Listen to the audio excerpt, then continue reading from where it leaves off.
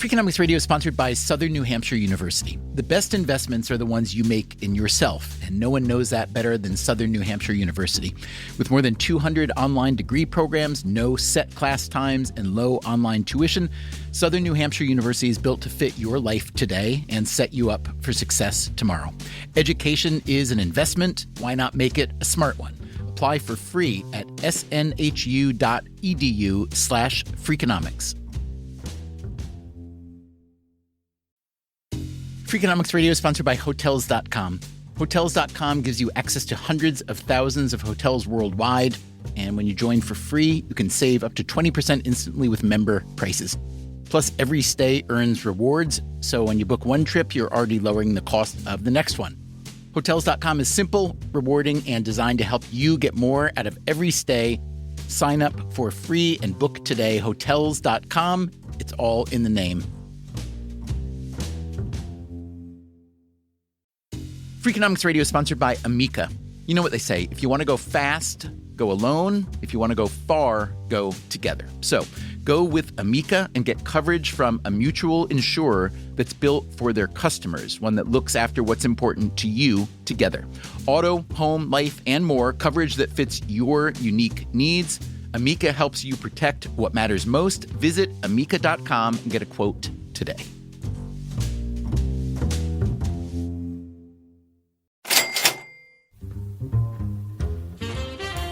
Well, it was in late August of 2009. I went to a Harrah's Casino and played Pai Gow, and I was doing fairly well. I couldn't believe the luck I was having. That's Tony Belandrin. This was on one of those riverboat casinos in Kansas City, Missouri. Belandrin is a journalist in his late 40s. The big hand that I was dealt was a 7-card straight flush. Wow. And a 7-card straight flush is pretty amazing, pretty rare.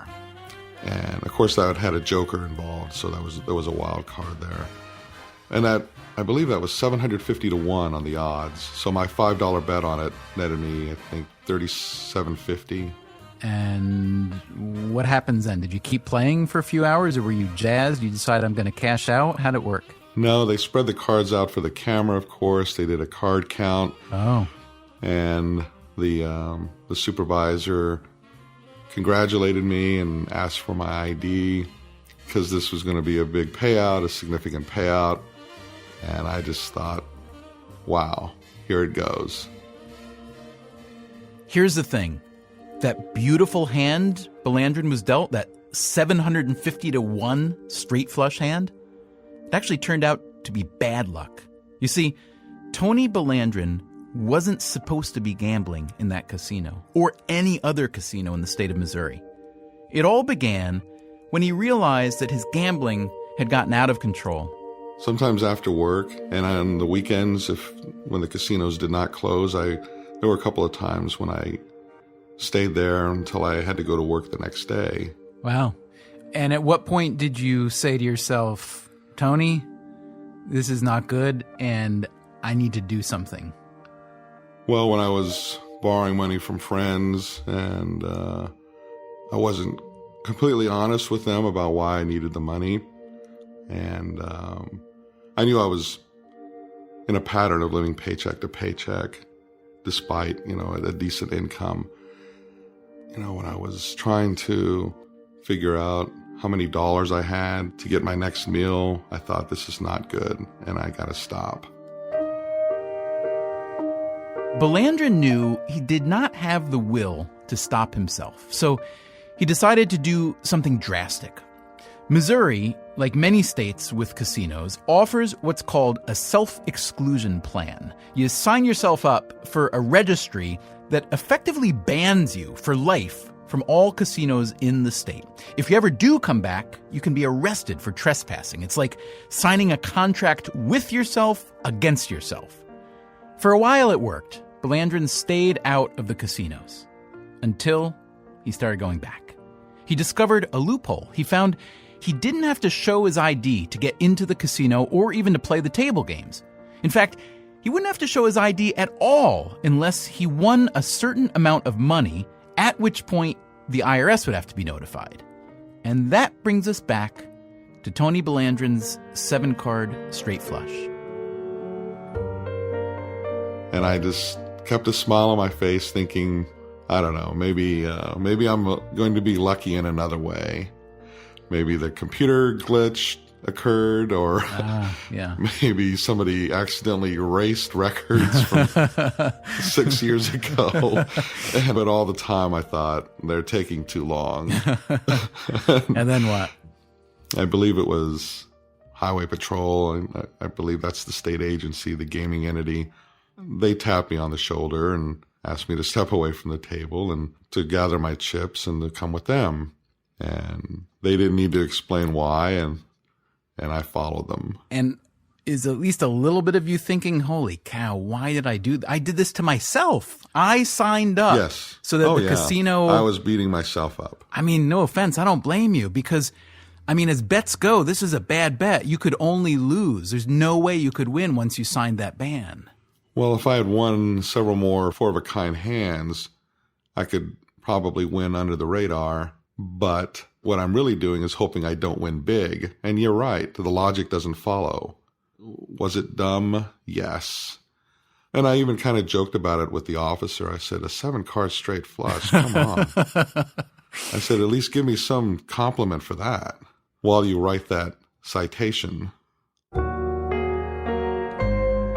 Belandrin was charged with criminal trespass, paid a small fine, and worst of all, he had to surrender his $3,750 jackpot. So the casino got to keep the money he lost and the money he won, which makes a self-exclusion ban seem like a pretty good deal, at least from the casino's end.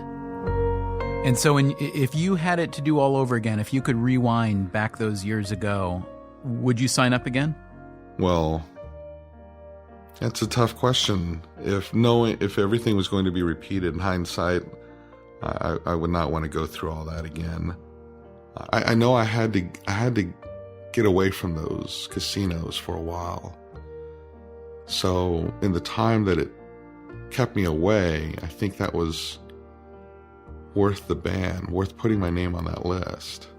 If there were a national casino ban registry, a national self-imposed casino ban registry, would you sign up for it?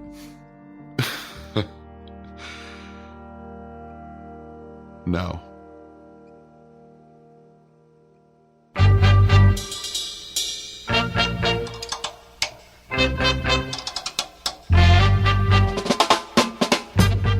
From WNYC and APM American Public Media, this is Freakonomics Radio. Today, Save Me from Myself, when commitment devices work and when they don't. Here's your host, Stephen Dubner. So economists have a name for the self-imposed ban that Tony Belandrin signed up for. It's called a commitment device. To understand how a commitment device works, if it does work, you have to picture two versions of yourself, the current you and the future you. Sometimes it's the case that people know that their future version of themselves will want to follow a behavior that their current version of themselves is not comfortable with. That's Steve Levitt. He's my Freakonomics friend and co-author. So I'm on a diet, and I would like to stick to that diet, but I know that when someone puts a chocolate cake in front of me, I will lose my willpower, and I will eat that chocolate cake. A commitment device is an attempt on the part of a person to set up constraints so that the future self isn't able to take advantage of the situation and do what the future self wants, but instead requires the future self to behave in a way that the current self would like the future self to behave. You remember how Odysseus had himself lashed to the mast of his ship so he couldn't succumb to the sweet song of the sirens? That is a commitment device. Have you ever bought an expensive gym membership to force yourself to get into shape? That's a commitment device. For some people, marriage is a commitment device. Now, in the last few years, commitment device websites have been popping up, like Stick.com, that's Stickk, and Aherk, that's Aherk, and they let you set up a contract to help you quit smoking or finally write that novel, any kind of goal you can imagine. If you fail, there's a penalty to be paid. You may have to donate money to an organization that you hate, or you might have to post an embarrassing picture of yourself to Facebook. Steve Levitt, being Steve Levitt, has some singular ideas about commitment devices. So bariatric surgery is one of the ultimate examples of a commitment device. It's a case where you know you can't control how much you eat, so you actually have surgeons go in and put rings or cut your stomach out so that you just don't want to in the future eat it all, which has always struck me as a really, really extreme solution to not being able to lose weight. I think I have at least two far superior ways of losing weight that I haven't been able to convince anyone else to go with. Now, the one that's maybe more civilized is if you've ever had really bad canker sores or kind of cut your gums, it's so unpleasant to eat. So why not just slice up your gums a little bit, cut up your mouth so that you just don't feel like eating it all. I think that would be a great diet approach. But people say, no, too violent, I can cut myself. One thing I know would work is just take a little can, like say a baby food jar, and fill it with vomit, okay? And wear it around your neck. And every time you decide that you're hungry, just open the jar and take a little sniff. I guarantee you will lose weight. Guarantee. And we can't figure out why people don't like economists. I don't understand. That's but such a how is pleasant that idea. worse than bariatric surgery? Wouldn't you rather sniff vomit once in a while than risk death going under the knife to have someone cut open your body and make but it it's so also that you'll never be able to reverse it?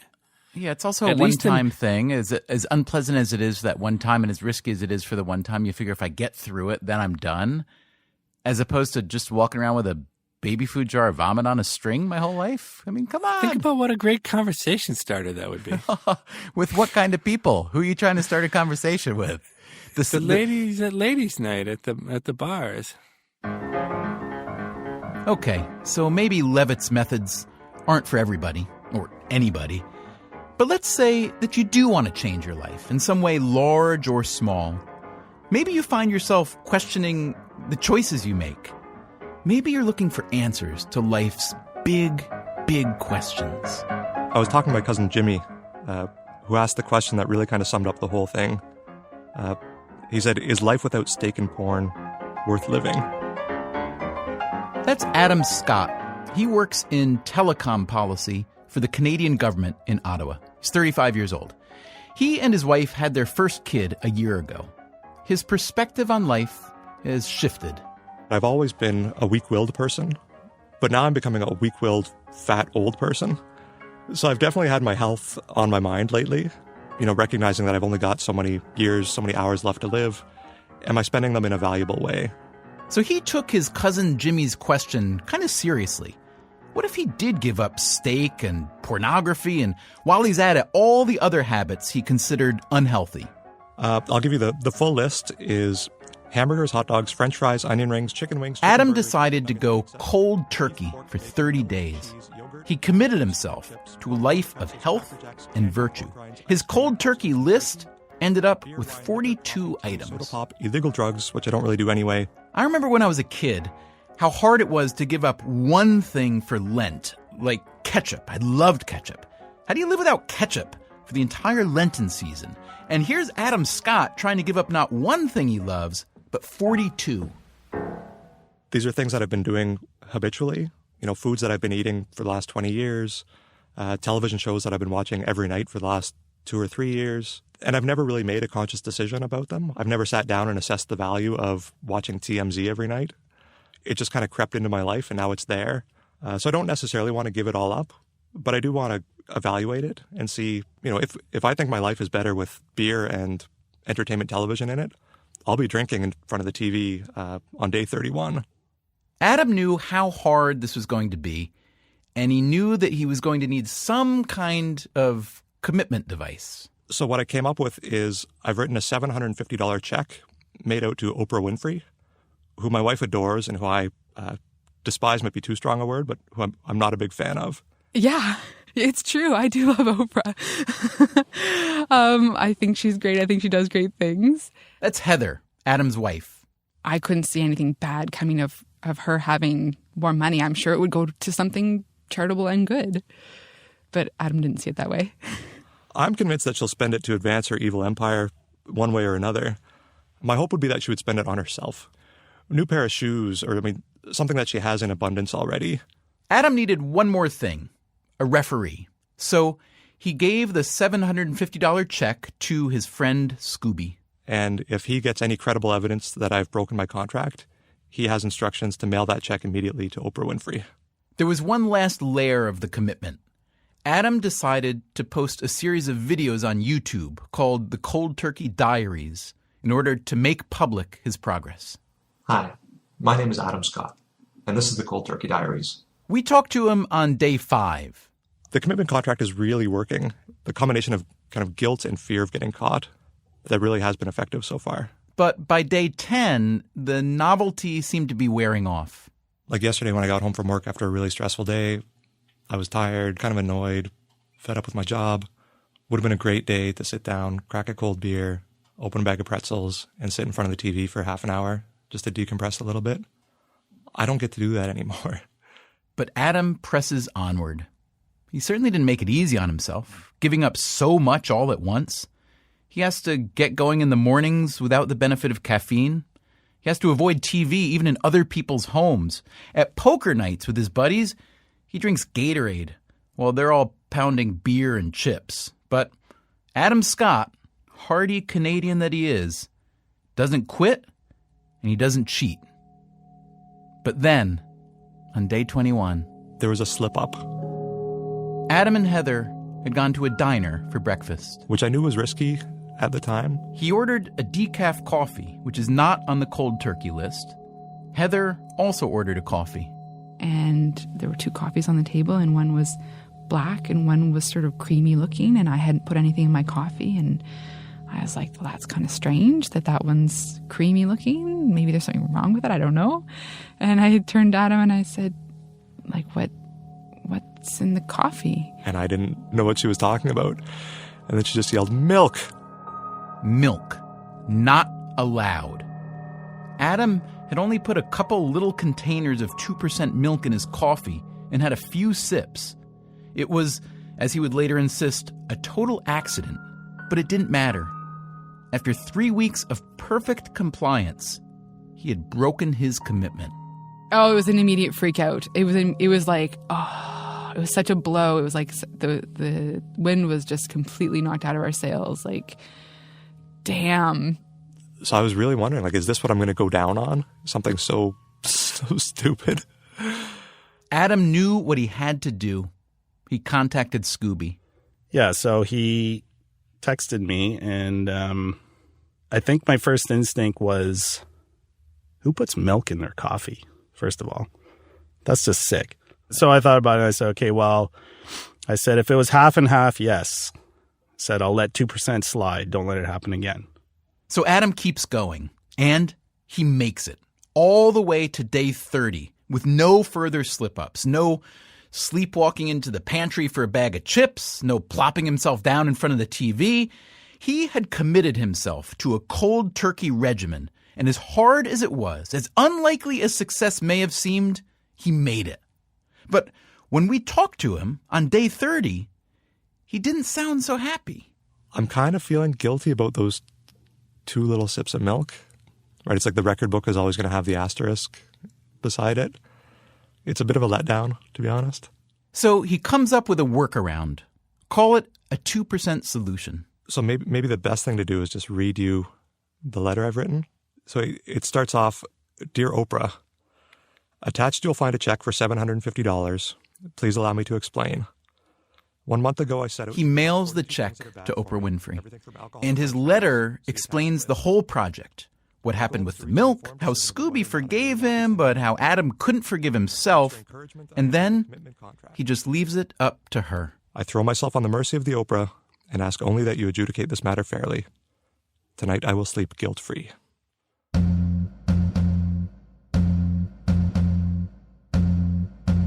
I'll be honest with you. I think Adam Scott was way, way too rough on himself. 42 banned items and 1 slip-up in 30 days? I mean, come on. But I also find myself thinking, look how much effort he expended. Look how much angst he put himself through. simply to get himself to do the things he already wanted to do. That's why some people aren't such big fans of the commitment device. I really think commitment devices are kind of a farce. That's Steve Levitt again. He tried a commitment device on himself once. It was actually in Thomas Schelling's undergraduate class in economics at Harvard. So Thomas Schelling was one of the greatest economists of all time. He won the Nobel Prize. He was a wonderful lecturer. Schelling was also one of the first scholars to study what we now call the commitment device. But I had this problem, which was a 9 a.m. class. As soon as I was settled into a seat, I would immediately go to sleep. And I really wanted to see these lectures. I just couldn't keep my eyes open. And so I had this brilliant idea. Now, this was an economic class on strategic thinking. And what better way of using strategic thinking was then to use the commitment device of putting myself in the very front row, in the very middle seat. How could I possibly fall asleep if Thomas Schelling was looking right at me as he delivered the lecture? And unfortunately, it couldn't have been more than 2 minutes into class when I found myself dozing off already, and I couldn't keep my eyes open the entire lecture. And I decided, well, that commitment device didn't work. I'm going to sit in the back of the class. At least it's not half as embarrassing. The problem with commitment devices is, as clever as your current self is at trying to devise ways to keep your future self from getting around it, the future self just desperately wants whatever it's being denied, and it finds ways to get around it. I mean, well, people pretend to want commitment devices. I think deep down, real people don't really want them.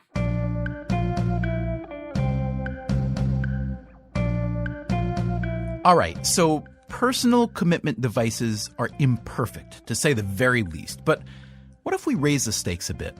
What if a commitment device could be applied to help fight, say, domestic violence? There are essentially 2 commitment devices available to women who are the victims of domestic violence. And one of them is essentially to kill him. That's coming up on Freakonomics Radio.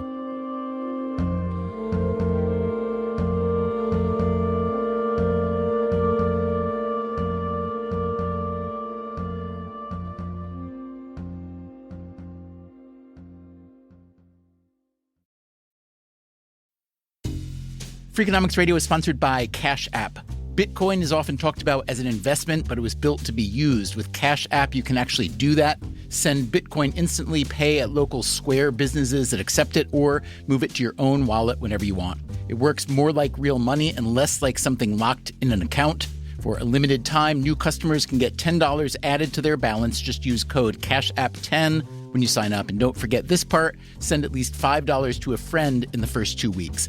Terms apply. Cash App is a financial services platform, not a bank. Banking services provided by Cash App's bank partners. Bitcoin services provided by Block Inc. brand. For additional information, see the Bitcoin disclosures at cash.app/legal/podcast.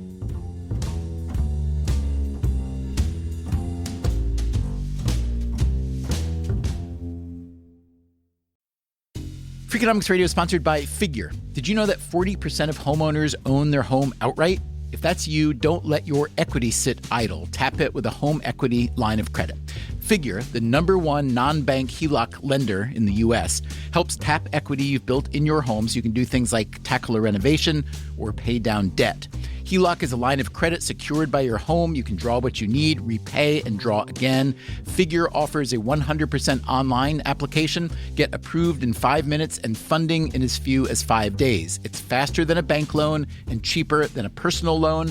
Check your rate today without impacting your credit at figure.com/Freakonomics. This post is sponsored by Figure, NMLS ID 1717824. Figure is an equal housing lender. For more information about their licensing, visit nmlsconsumeraccess.org. Figure's HELOC is subject to credit approval and terms apply. Freakonomics Radio is sponsored by TalkAboutPD.com.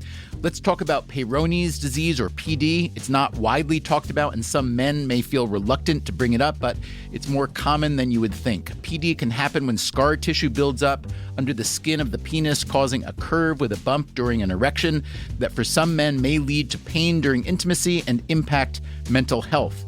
A trusted urology specialist can help diagnose PD and walk you through your options, including non-surgical treatment. Visit talkaboutpd.com.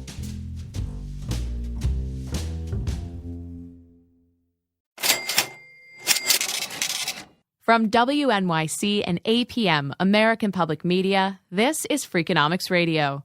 Here's your host, Stephen Dubner.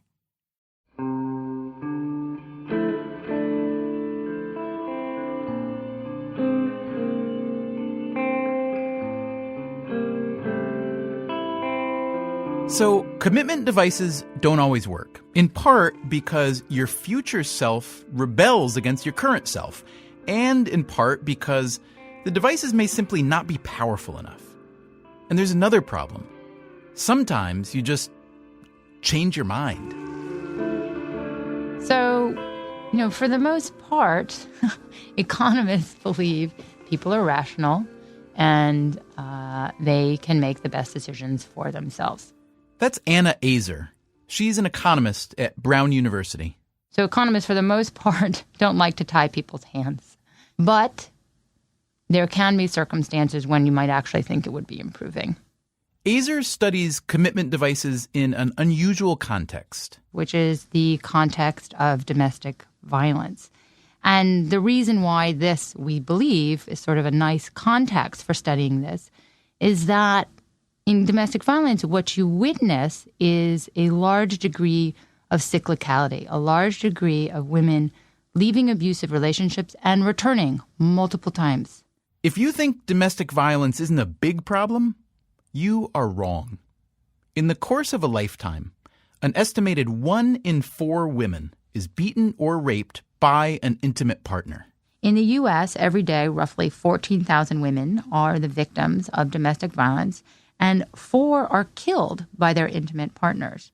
One big problem is that many domestic violence victims don't report their abuser to the police.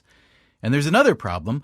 A woman who does call the police might end up dropping the case. Her boyfriend or husband might sweet talk her out of it, or maybe threaten her.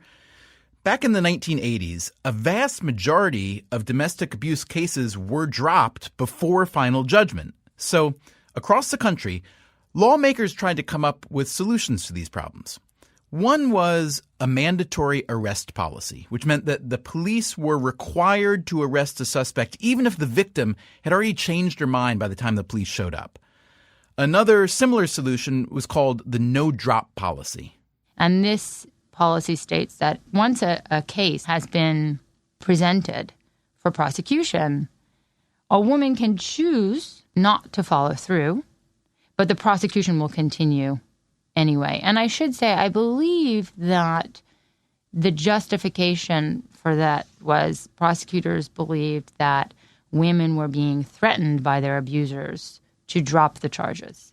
And so once they removed that from her power, they felt that they were actually making her safer in that sense. So if a woman reports her partner for having abused her and then decides in the light of day or in the dark of night to change her mind and not proceed, the prosecutor has the legal authority to continue without her help. Without her cooperation, that's correct. So both of these solutions that you're talking about, both of those are commitment devices then, yes? They're both bells that cannot be unrung. That's correct. Most big American cities now have these mandatory prosecution policies. Azer and her co-author, Pedro Dalbo, who happens to be her husband, wanted to know what kind of effect these policies had on domestic violence. They began by looking at the data from California. During the 1990s, the 7 biggest cities in California adopted the policies at different times, which made for a nice natural experiment to help study cause and effect. So we could essentially look at a county before and after it adopted one of these policies and look to see what happened to both arrests for domestic violence and calls reporting domestic violence.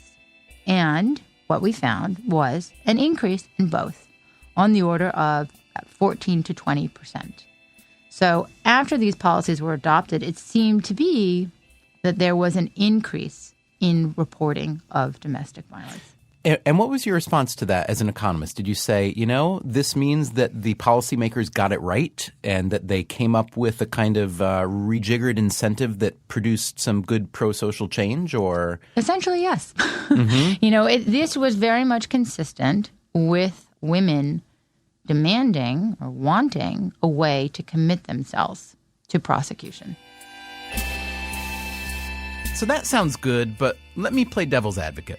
You could imagine that in some circumstances, a commitment device like this might backfire. That is, some women might be more reluctant to call the police knowing they won't be able to change their mind later.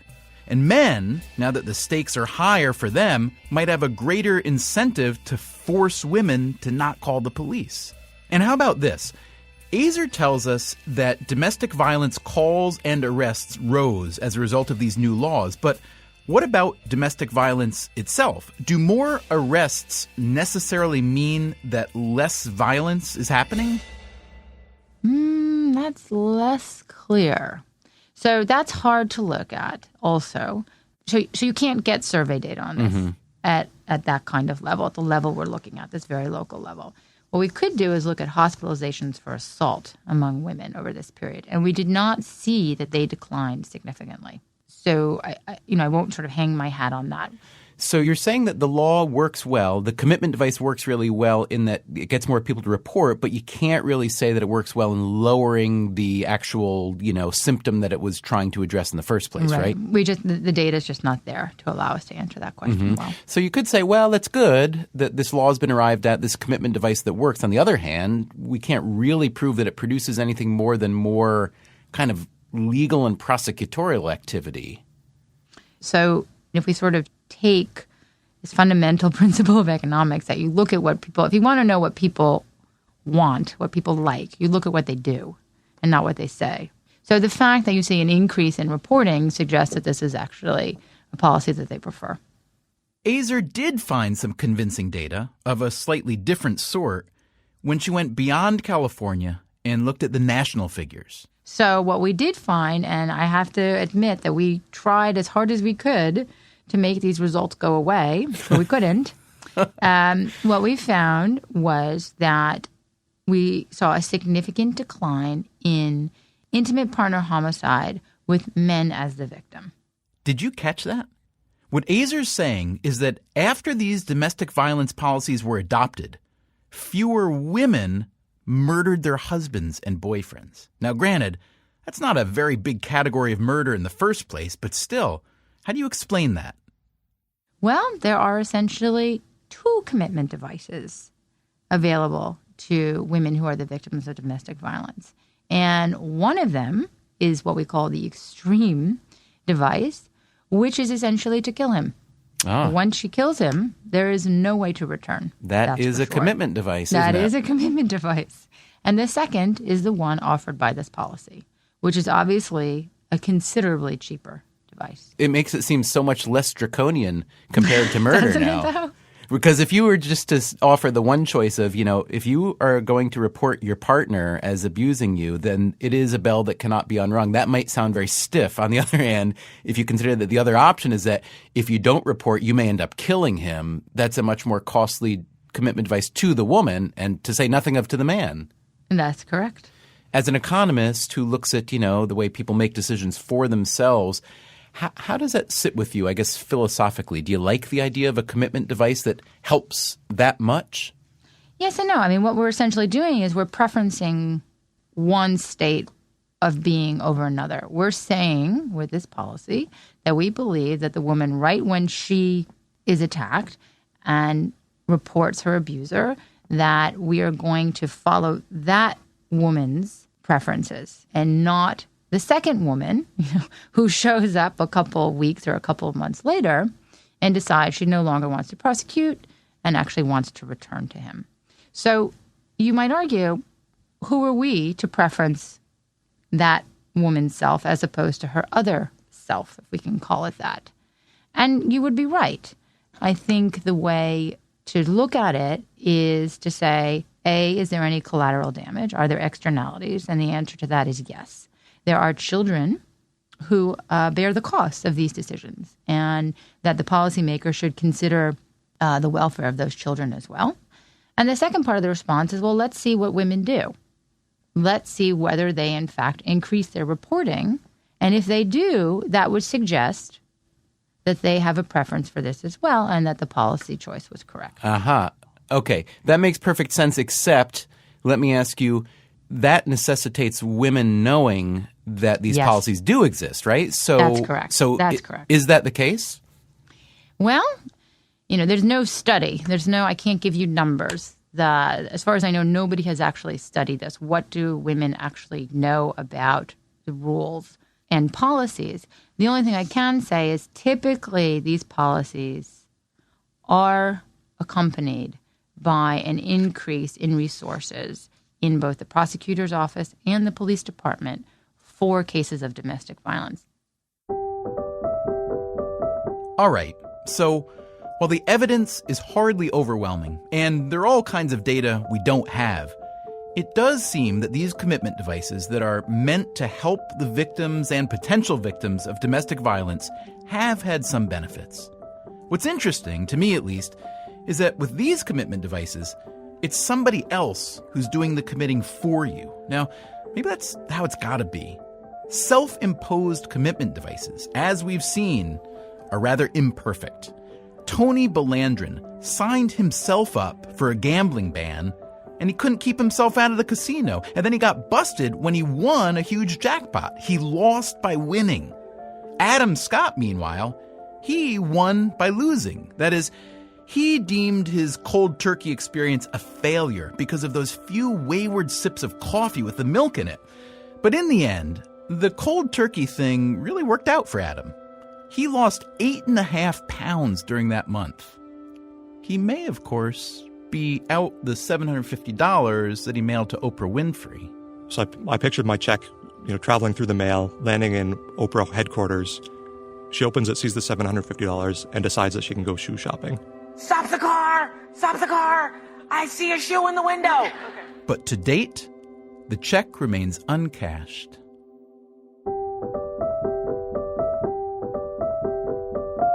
Freakonomics Radio is produced by WNYC, APM, American Public Media, and Dubner Productions. This episode was produced by Catherine Wells. Our staff includes Susie Lechtenberg, Diana Wynn, Beret Lamb, and Chris Bannon. Our intern is Jacob Bastian. Our engineer is David Herman. Colin Campbell is our executive producer. If you want more Freakonomics Radio, you can subscribe to our free podcast on iTunes or go to Freakonomics.com, where you'll find lots of radio, a blog, the books, and more.